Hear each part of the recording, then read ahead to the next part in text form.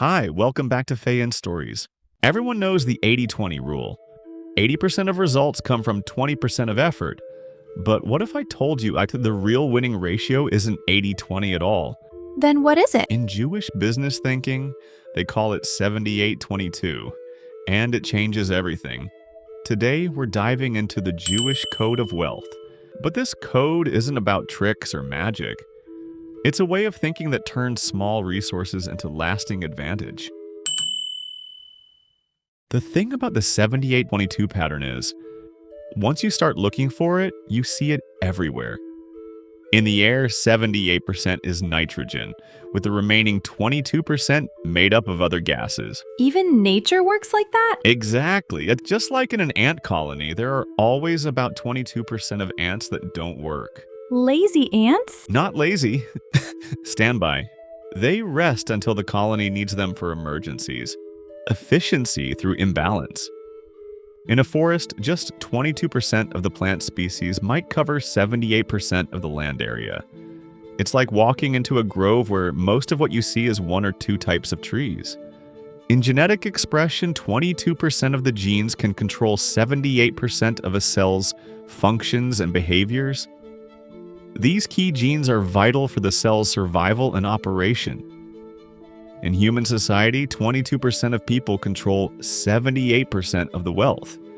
In business, 78% of revenue often comes from just 22% of core customers. So this isn't just a business thing. It's basically a universal law. That's the point. The 78-22 ratio shows up across nature, biology, society, and commerce. And in Jewish business thinking, they've turned this natural pattern into a deliberate strategy. Most people trade time for money. You work an hour, you get paid for an hour. End of story. But in Jewish business thinking, the focus is on value exchange. You're not paid for the hours. You're paid for the result you deliver and the risk you take. So it's not how long you work, but what you make happen? Exactly. Imagine you bake bread. You can bake it and sell it yourself, or you can create a system. Hire people, secure suppliers, guarantee delivery. Suddenly, you're not the baker anymore. You're the owner of bread flow. And when you control the flow, you're no longer capped by your own two hands. There's a saying in Jewish communities, if you sell water in the desert, don't carry it yourself. Own the well. It's not arrogance, it's leverage. Sounds like they'd rather own the game than just play it. Yeah, and history backs this up. In medieval Europe, many Jewish traders couldn't own land due to restrictive laws. They had to survive through trades that relied on movement, money lending, commodities, transport. With no farmland, the merchant mindset wasn't optional. It was survival. One story from 14th century Venice tells of a Jewish spice merchant who never touched a ship. He owned contracts with captains, advance-purchased cargo space, and resold it before the ships even arrived. His profit came from anticipating demand, not from sailing or loading goods. That's merchant thinking. Control the deal, not the labor. One of the strongest habits in Jewish commerce? The contract is king. This dates back thousands of years when traders moved goods through dangerous routes. Your survival often depended on trust, and trust was enforced by written agreements. Even with friends? Especially with friends. In ancient trade hubs like Alexandria or Baghdad, Jewish merchants formed networks where every deal, no matter how small, was recorded. Not because they didn't trust each other, but because clarity kept relationships intact. A contract didn't just protect money, it protected friendship and family ties. Fast forward to modern times. On Wall Street, some of the most successful Jewish business people are known for being meticulous about contracts. Every clause, every comma is checked. Why? Because a good contract is like a good fence. It keeps the relationship strong and misunderstandings out. There's also a cultural element. In Hebrew tradition, words have weight. Once spoken and agreed upon, they are binding in honor and law. Putting them in writing is a way of honoring that commitment. ensuring that memory and interpretation won't twist it later. A famous case in the 20th century involved a Jewish garment manufacturer in New York. He supplied clothes to dozens of department stores.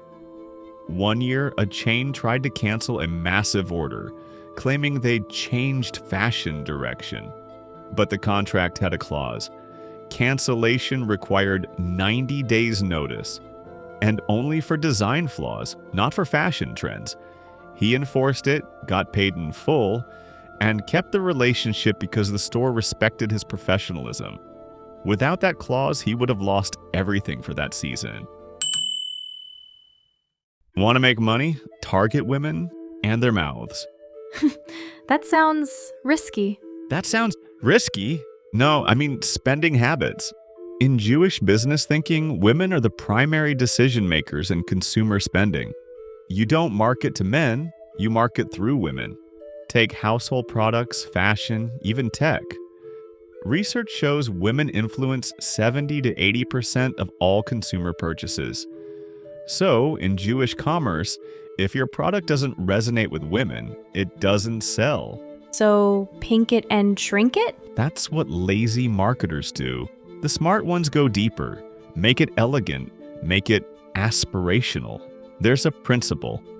Design for the rich, price for the middle. Wealthy customers want exclusivity, but the masses want to taste it too.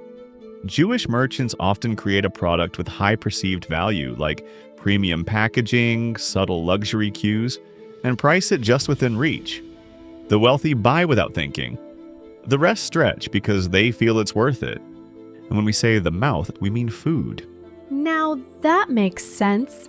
Everyone eats. 3 times a day, every day. No one skips meals for fashion. That's why Jewish businesses love food ventures. Not just restaurants, but supply chains, packaging, logistics, spice trading, kitchen equipment. You've heard of McDonald's, right? It's not a burger company. It's a real estate company disguised as a burger shop. The brilliance is consistency. Cheap, fast, repeatable. Jewish entrepreneurs noticed that model early. Build a brand where consumption is daily, automatic, habitual. That's why food is gold. There's a Jewish deli in Brooklyn that's been operating for 104 years. No flashy marketing, just good food, community, and a line out the door every weekend. When asked how they survived recessions, the owner shrugged and said, "People always eat, even if they're sad." That's both comforting and terrifying. Welcome to Mouth Economics. You've heard time is money, but in Jewish philosophy, time isn't like money, it is money. So, do they budget hours like dollars? Yes, and more. They calculate time down to the day. One practice? Creating a life calendar. You take your expected lifespan, say 85 years, convert it into weeks and print a grid of 4,420 boxes. Every week you fill one in. That's a countdown. Exactly. A visual reminder, your time is not infinite. It makes you ask, how many boxes are left? And suddenly wasting a week scrolling TikTok feels different. In Jewish culture, punctuality isn't just courtesy, it's moral. Being late means you've stolen someone's time. Unpaid overtime? That's theft from yourself. So, no bragging about all-nighters? Nope. Working late isn't a flex. It's a failure in planning. Time management is resource management. Jewish businesses teach children early. Don't be the one who gives free work, not even to yourself. A rabbi once said, "Each day is a coin. If you don't spend it wisely, someone else will spend it for you." It's why Jewish professionals schedule rest, meals, family time, even fun. Not to be robotic, but because they honor their life currency. That's deep. Like existential spreadsheet deep. If you want financial control, start with your clock. Because if your hours are slipping away, so is your net worth. You know what I find surprising? With all the Jewish success in business and science, you'd think they're perfectionists to the core. That's what most people assume. But here's the twist. When it comes to launching a new product or business, they actually go the other way. They follow something called the 60% rule. If your idea is 60% viable, ship it. So, not even 80%? Or 78-22 pattern. Nope. In Jewish entrepreneurial thinking, chasing perfection is like trying to catch a mirage. The longer you wait, the more opportunity you lose. And they believe perfection is paralysis. It's like surfing. You don't build the perfect surfboard in a lab. You jump into the waves with what you've got and improve it as you ride. There's even a saying, done is better than perfect if done early. But wouldn't an unfinished product hurt your reputation? Not really. The goal isn't to impress, it's to learn fast. They know the first version will suck. That's expected. But it's real. It gives you feedback. Sales, complaints, momentum. So they treat version 1 like a draft? Exactly, and they're proud of it. That draft makes money. It tests the market. In fact, some Jewish business mentors say, if no one complains, you launched too late. That's so different from cultures that value perfection, like Japan or Germany. Jewish strategy is more like Silicon Valley's MVP, minimum viable product, but with spiritual confidence. They treat each failure like tuition. It's not, is it flawless? It's, can I iterate profitably?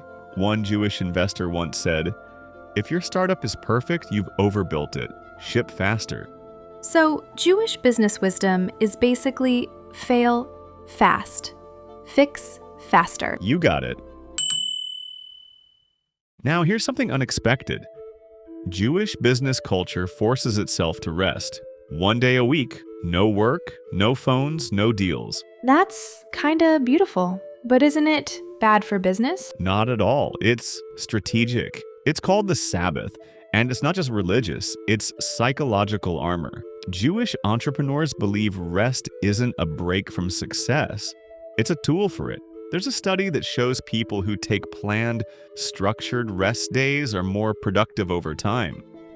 Jewish culture just institutionalized that early on. So they were doing work-life balance before it was cool? Yup, and it's deeper than balance. It's about resetting your brain. Imagine 1 day a week with no distractions. Just family, reflection, and joy. You come back to work with fire, not burnout. A Jewish CEO once told his team, we don't chase time, we control it. Sabbath isn't an escape, it's a power move. That's such a flex. Like, I'm successful enough to not work today. Exactly. It reframes success, not as constant hustle, but as the freedom to pause. In Jewish business thinking, rest is ROI. I've always thought philanthropy was something people did after they got rich. That's a common belief. But in Jewish business philosophy, philanthropy is not an afterthought. It's part of the business model. You mean like corporate social responsibility? No, deeper than that. Corporate social responsibility is branding. But Jewish thinking treats giving as a form of strategic power. There's a principle called tikkun olam. It means repairing the world. Entrepreneurs are taught that true wealth is measured by how much good you create, not how much you keep. But how does that help a business? In 3 big ways. Trust. When communities see you giving back, they trust you faster. Trust shortens sales cycles. Influence. Donations open doors money can't. A hospital wing or school fund puts your name in rooms where decisions happen. Resilience. Businesses tied to community causes don't go down easily. People protect them. They're not just companies anymore, they're pillars. So instead of hiding profits, they reinvest it. In people? Exactly. Think of it like spiritual equity. When a Jewish business gives, they're not just being generous. They're fortifying their network, enhancing karma, and ensuring longevity. There's even a tactic. Every deal you close, give a percentage away, immediately. It keeps greed in check and energy flowing. So, generosity is just smart business? It's not charity, it's strategy with soul. In Jewish business thinking, money is like blood. It needs to circulate. Hoarding it is like getting a blood clot. That's a vivid image. It works, though. They believe money must move to create value. Pay your suppliers faster, donate earlier, invest sooner. When money flows, opportunity follows. In fact, ancient Jewish law includes something called tzedakah, a form of giving not as charity but as justice. It's about moving wealth to where it can regenerate. You give not because you're nice, but because you understand flow. Money in motion returns tenfold. There's also a preference for partnerships over control. Why own 100% of a small pie when you can own 10% of a giant cake? As long as the cake keeps moving. Exactly. Circulation equals growth. You're one of the fast learner, huh? You've talked a lot about mindset and money. What about people? In Jewish communities, connections are currency. They believe social capital is just as important as financial capital. It's relational trust. Schools, synagogues, markets, they build tight-knit ecosystems. Your reputation walks ahead of you. One investor once said, "I don't invest in ideas. I invest in people who can call 5 people at 2 a.m. for help." Credibility is more valuable than credentials? Bingo. And they teach this early. Bar mitzvahs, community events, they're not just celebrations, they're training grounds for social navigation. Because when crisis hits, it's your network that saves you, not your degree.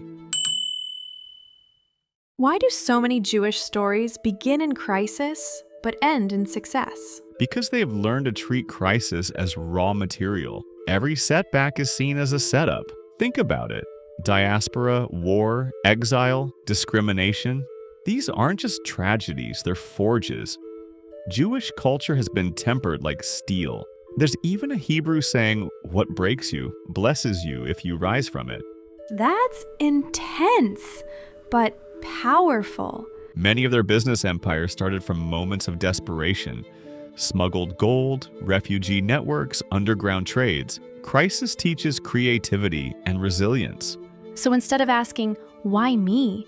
they ask, "What now?" That's the Jewish response to chaos. Find leverage, even in the fall. Jewish business thinking isn't a secret handshake or some shadowy playbook.